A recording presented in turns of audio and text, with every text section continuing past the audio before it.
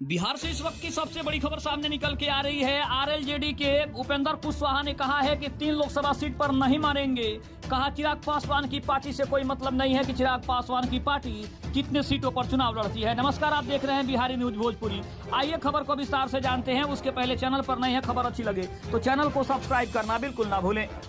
बता दें कि सबसे बड़ी खबर सामने निकल के आ रही है। लोकसभा चुनाव को लेकर सीटों का बंटवारा हो रहा है, जिसमें उपेंद्र कुशवाहा की पार्टी को 3 लोकसभा की सीटें मिलने की उम्मीद है और साथ ही एक एमएलसी का सीट भी मिलने वाला है। लेकिन जो सूत्रों की माने तो उपेंद्र कुशवाहा 3 लोकसभा सीटों पर मानने के लिए बिल्कुल भी तैयार नहीं है। उनका कहना है कि चिराग पासवान की पार्टी से हमें कोई मतलब नहीं है, हमें अपनी पार्टी के लिए पर्याप्त सीट चाहिए, उसके बाद ही हम चुनाव लड़ने के बारे में सोच रहे हैं। बता दें कि 18 जुलाई को एनडीए की बड़ी बैठक में उपेंद्र कुशवाहा आरजेडी एनडीए में शामिल हुए थे, जिसके बाद से कहीं ना कहीं नीतीश कुमार ने कहा था कि उसने बहुत बड़ी गलती कर दी है हमारी पार्टी छोड़ने के बाद, क्योंकि उसकी वहां पे कुछ भी चलने वाली नहीं है। लेकिन बता दें कि बीजेपी ने लोकसभा चुनाव के मद्देनजर चुनावी रणनीति का खाका खींचना तेज कर दिया है और पार्टी ने एनडीए से जुड़ रहे अपने दलों के साथ सीटों की शेयरिंग का फॉर्मूला और रणनीति तैयार करने में जुट गई है। जिसके बाद अब सबसे बड़ी खबर आ रही है कि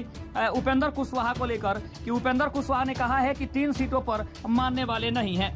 हालांकि अभी भी पेच हाजीपुर की सीट को लेकर चिराग पासवान और उनके चाचा पशुपति पारस के बीच में फंसा हुआ है। जिसके बाद उपेंद्र कुशवाहा से बात करने पर उपेंद्र कुशवाहा ने सीधा जवाब दिया कि हमें नहीं पता कि चिराग पासवान की पार्टी कितने लोकसभा सीटों पर चुनाव लड़ेगी, क्योंकि हमारी अलग पार्टी है और चिराग पासवान की पार्टी अलग है।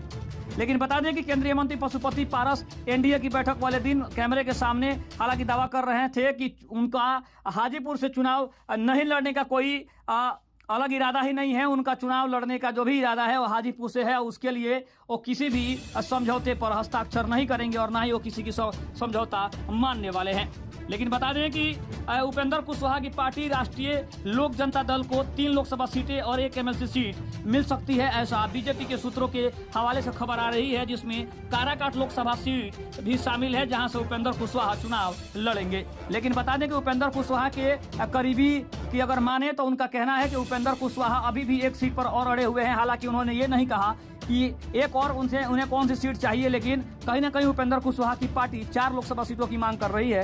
लेकिन अब देखने वाली बात यह होगी कि बीजेपी की बड़ी बैठक में इसके ऊपर क्या चर्चा होती है और क्या उपेंद्र कुशवाहा को 3 सीटों पर बीजेपी मनाने में कामयाब होती है या नहीं, ये देखने वाली बात होगी। खबर आपको कैसी लगी कमेंट में जरूर बताइएगा। तब तक के लिए धन्यवाद। जय हिंद, जय भारत।